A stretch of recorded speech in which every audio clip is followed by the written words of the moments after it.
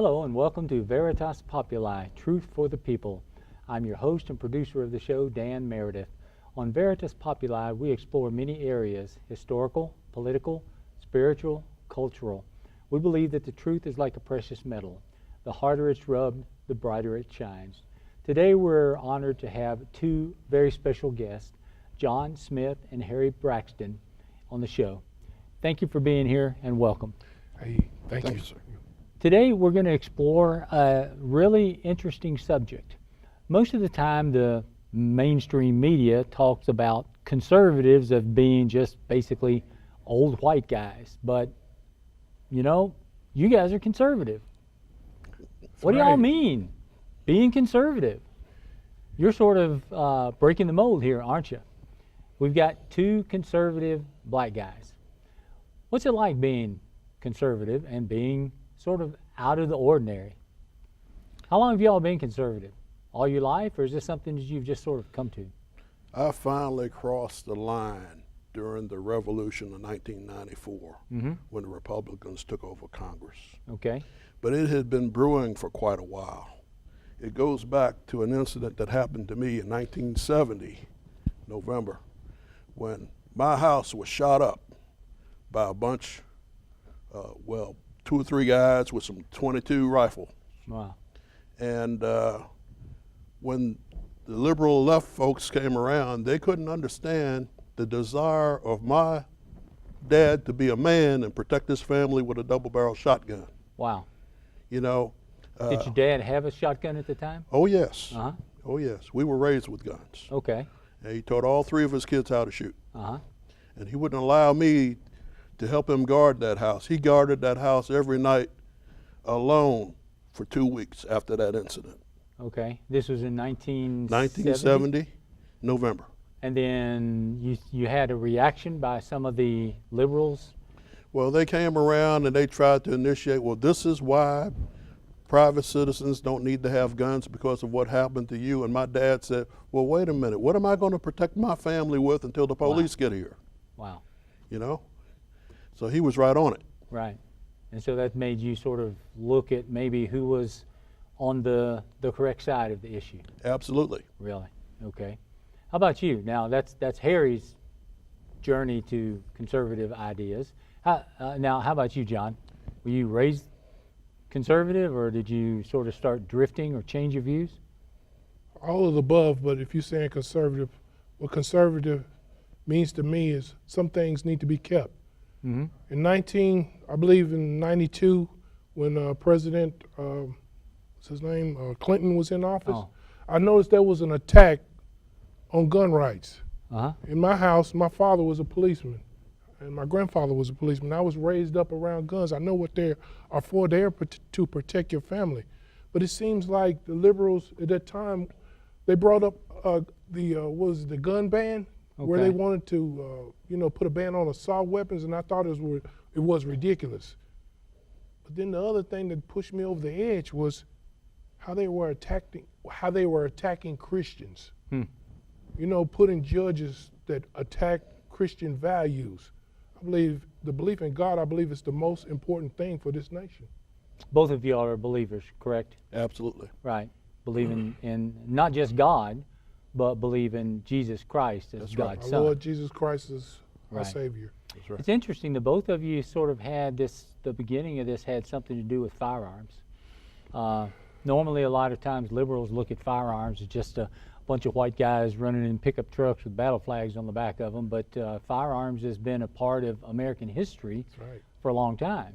And there were times when people did not want blacks to have firearms to protect themselves. But this is something that firearms are meant for all people to be able to protect themselves and their families. I don't know if people know this history, but I believe the NRA reached out to blacks because the KKK was trying to kill them. That's a part of history right there I believe people do not understand. The original gun control was designed to keep blacks unarmed. Really? You see, when I was growing up, like I said, my father and grandfather were policemen. Guns was in our house.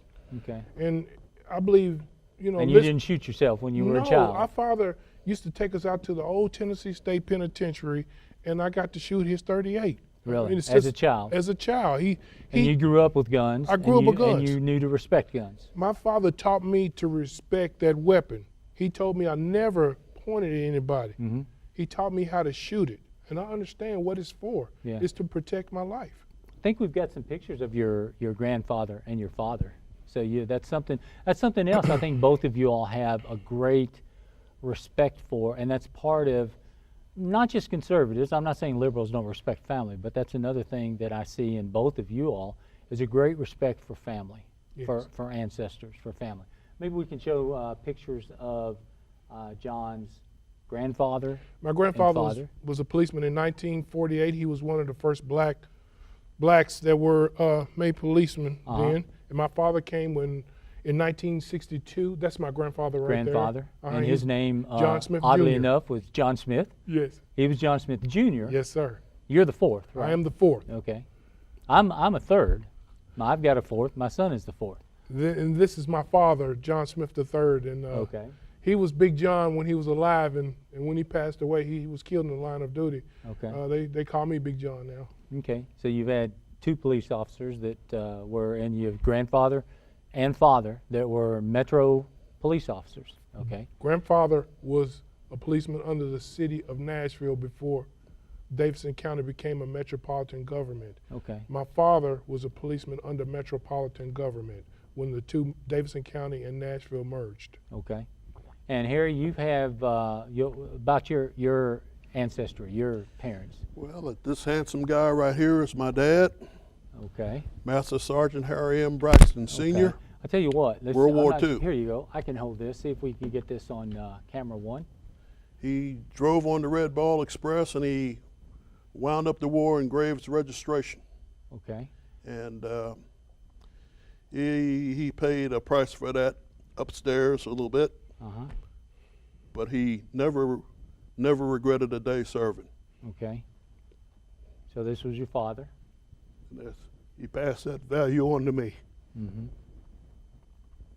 I served 22 years myself, and I passed that value right on down the line to my own son, Tech Sergeant Harry Lee Braxton.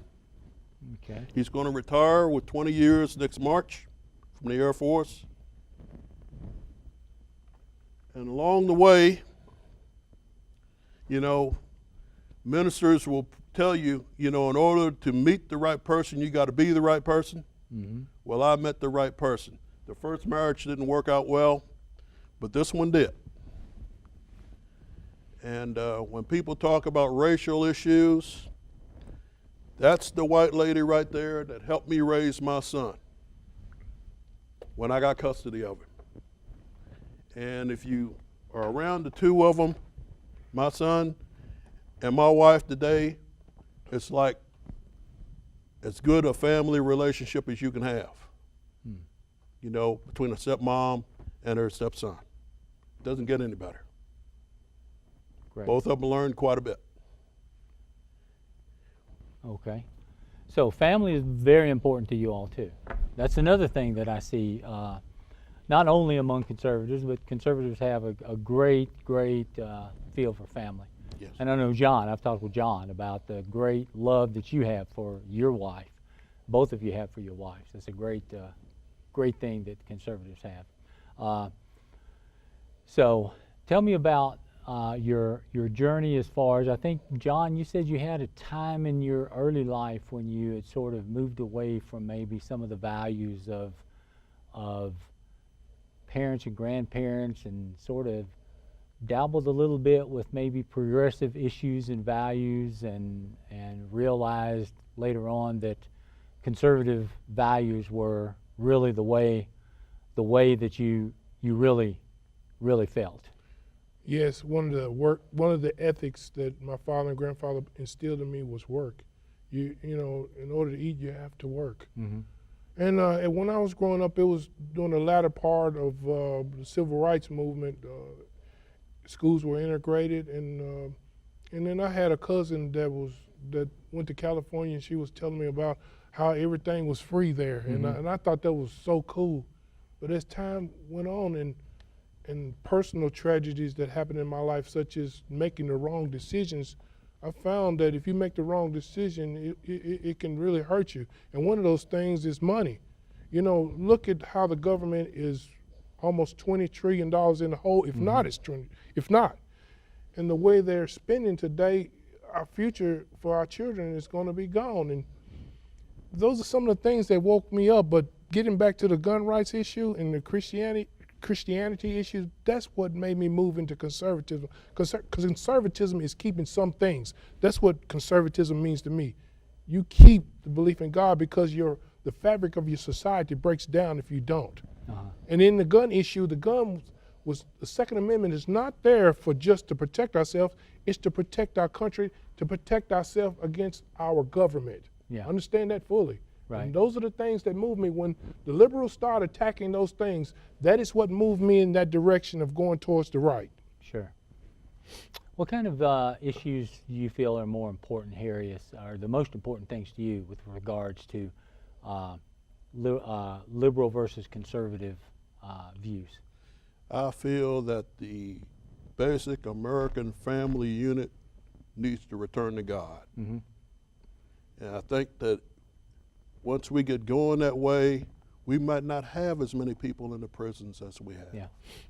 What do y'all think as far as back in the 60s there was this great movement to rescue the black family unit, the black society from poverty, and it looks like it's just failed.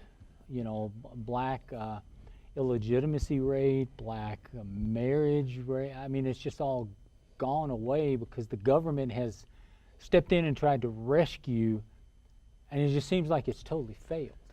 Well, I'll tell you what, my dad had a remedy for that. He went and got a part-time job, and my wife, my mother sold Avon, and all three of us kids had a paper route.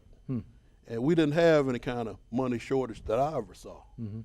And we also had my paternal grandmother was living in the house. And it was one evening, Daddy was talking about what we needed to do, this, that, and that. And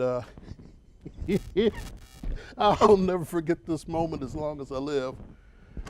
She looked my daddy in the eye, who was one hardcore individual, and said, "You didn't think you were poor until the white man on TV told you you were poor." And it was silent.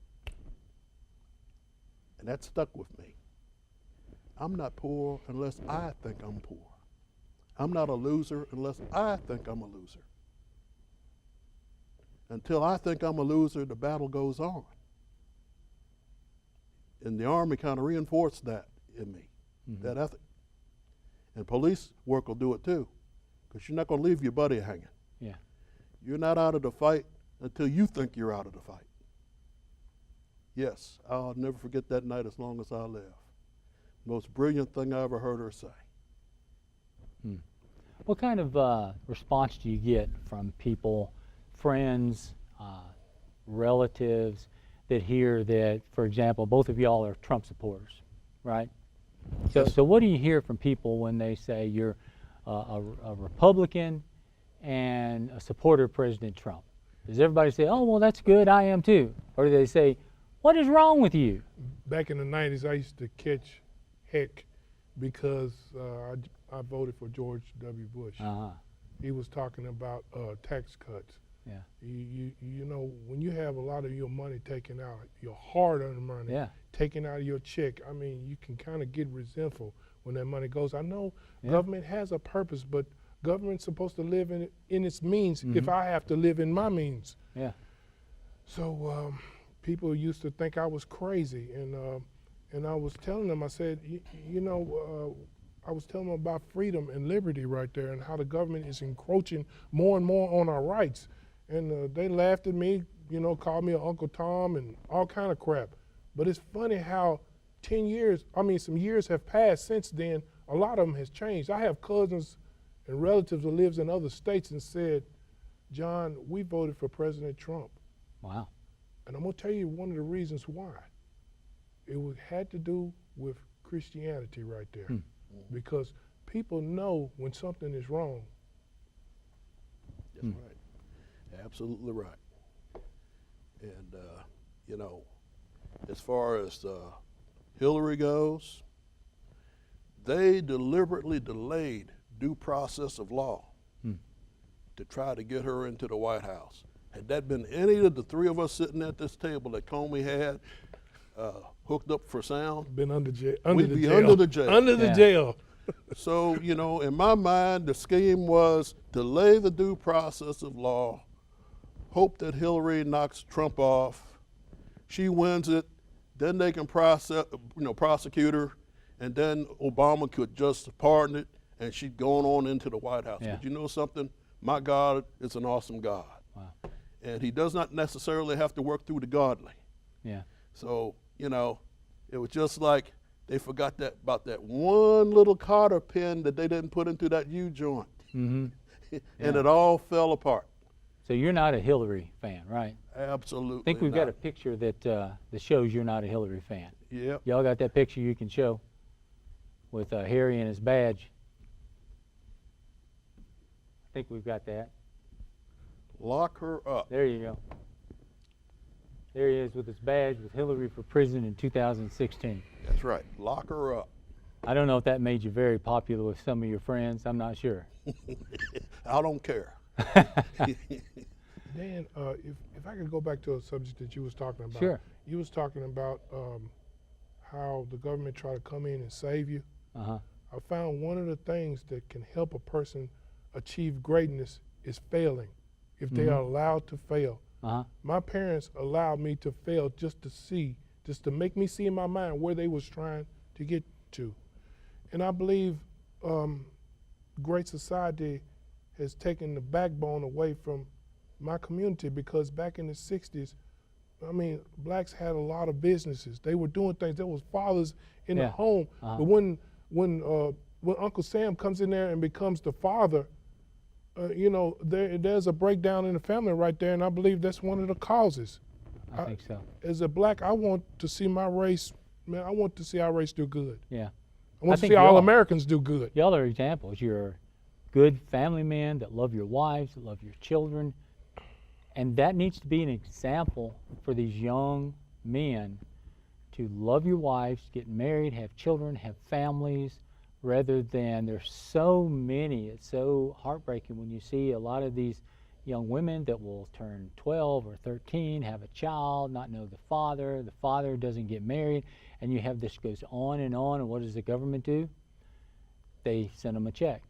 And as long as they don't get married, they send them another check, and they have another child. And this cycle goes on and on and on, and these children raise up, and they don't have a father, Right. and it just keeps going on and on and on. Don't get me wrong. You have to help the poor. That's the Christians in us. However, there's a such thing called personal responsibility. If a person exercises personal responsibility, we would have fathers in the homes. I'm hard on men because they should be there, because I believe, now some people say this is you're a bigot because or crazy because women have rights today, but God, I believe, made man the spiritual leader of that house. If a man is going to go out there and make this child, he should be there. He should be there with that woman, because that child needs a father, as well as a boy and as well as a girl, because that girl is going to look at that man, and that's going to be her example of men that she gets in her life. Yeah. Yeah, Agreed. people can call me misogynist if they want to, but I can tell you, if your family ends up going down the tubes, no one in the neighborhood is going to look at your wife and say, look what they did. They're going to look at you, because a man has a responsibility to take care of his family. And we're not teaching that to a lot of our inner city people, because men just don't have a responsibility. They just go do what they want to. The reason I did 22 years in the active duty Army was to make sure that regardless of how I had to do it, my kids were going to be supported, regardless of who they were going to live with, be it my ex or me. And that's what it was all about. They got the military, medical, and dental benefits. You know, they got the allotments out of my paycheck. And if I had to live in a room with a wall locker, a bunk, and a foot locker, so that all that could happen, and drive a 8-year-old car, hey, so be it. As long as my kids were being taken care of, I didn't care. And send me to wherever, Korean DMZ, Desert Storm or wherever. Yeah. That's the way it was. My dad raised me that way. Right. So what do y'all think about some of the current issues of the day? What's being discussed as far as today? I think it's odd that you have a lot of the minorities vote Democratic, but when you ask them about some of the issues of the day, do you want men going into women's bathrooms? Most minorities would say no. What do you think about abortion? We don't believe it. What do you think about Christianity? What do you think about homosexuality? We don't agree with it. But then they vote Democrat because they're sort of fooled by some of the rhetoric that says conservatives are racist. They don't care for you. How about some of these hot issues of the day? If people knew history, the Republican Party under Abraham Lincoln is what freed the slaves. The Southern Democrats is the one that wanted to keep blacks into slavery. The Southern Democrats, after Reconstruction, brought in the Jim Crow laws. People do not know history. And if they knew this history, maybe they would think differently about who they're voting for. But you should think who you're voting for. You should see who is making you successful. And it's funny how the black employment rate I saw on Drudge Report last week has went up. Why? How come it didn't go up under the last few years before President Trump was in office? Yeah. Well, what I would like to see as far as the blacks in America go is to get out of the government trough. I want to see more black entrepreneurs, and maybe we might have to go to your traditionally black colleges and look at their curriculum, because of things that I dealt myself, I had to stay in the government trough, I brought 2 kids into this world, and I had to do what I had to do. It wasn't a glamorous life, but I did it. And I'm glad I did it. My son thought enough of it that he decided to go the same route. But now you say the government trough, you were in the military. So you were serving. It's not that you were sitting around on your couch saying, send me a check. Yeah. You were risking your life and going out in the military. So that's a different thing. So Yeah, slightly. Yeah.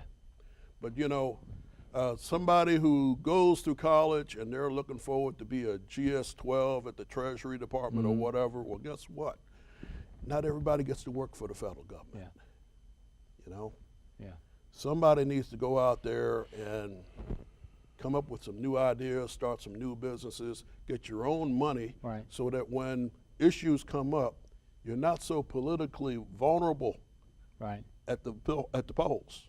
I was listening to the guy the other day on YouTube or someplace. He was talking about so many of the different ethnic groups. You have the Jewish people and the Chinese people and the different people, that in order to start growing and have a basis, you have to have, first of all, an economic basis and a neighborhood. And what's happened is used to, like over, and I don't remember this, I didn't live in Nashville, but over on Jefferson Street, you had so many just vibrant neighborhoods of blacks living together. You had barbershops, you had stores, you had all this. And what happened is the liberals came in and said, y'all can't do that. That's not right. And you started picking people out and taking the blacks, saying, you're not good enough for that, that's bad. You have to take one and live in this neighborhood, you have to integrate over here. So now it decimated that area, and at one time you had a lot of black people that were sort of coalescing and building this neighborhood, and people said that's not bad, that's not good. And then you have up north, you have Chinatown, you have a lot of these areas where they're building this strength, and the liberals, it's almost like they tried to destroy that strength that they were building, and they split people up, and now those neighborhoods are just ghost towns of poverty. Then I was raised in the North Nashville area. Back in those days, we were all that we had. That's why a lot of things, black businesses were flourishing. But when integration came, that changed everything, and it's very sad. I feel like we need to pick back up, and we need to get into entrepreneurship, because America is, the dream of America is what you can do with what you think of and what you can create. Yes. Yep. Yes. And the American dream is there for people that want it. Yes. But you know, it's interesting to me that a lot of times some of these folks can come over from Mexico and they start these businesses all, and then a lot of times it's some of the people that've been here for years and years say, well, we just can't do it because they've been convinced. Like you said, someone didn't know they were poor until the white man told them on the news. People are just they are just disheartened. It's like we don't know what to do, and they need to be encouraged that they can. They just need to be encouraged. Here's how to do it. So. And seeing, like John was saying, so many of them are afraid of failure. Mm-hmm. Well, I'll tell you what, you know, I've been in Taekwondo for a while, and you don't advance without somebody getting a piece of you every now and then, Right. you know? And you don't just quit and say, well, right. he made me fail. You just keep going. That's right. You've got to keep going. The best lessons you learn are from the behinds kickings that you survive. That's right. And you don't just quit. That's you right. Just keep going. We've all had failure. Well, we've got a minute to go. Any last words, just a few seconds? Words of encouragement for other people. You know, it's very unfortunate that people look at the word conservatism as a nasty word because it's not true. Some things you need to keep. Mm-hmm. Conservatism means keep certain things because those certain things is what keeps you together. Right. Progressive does not always mean progress. Plain and simple. Appreciate it. You guys are great men. I feel it an honor to have met both of you and to know you, and hope we'll be friends for a long time. Thank you very much. Thank you. Harry from up in Kentucky. That's almost a Yankee state, but we'll accept you. John from locally here. Appreciate all of our listeners for being here. Veritas Populi, truth for the people, and this is just a little bit more truth to let the people know about. Thank you for listening. Thank you for watching. Thank you for being here.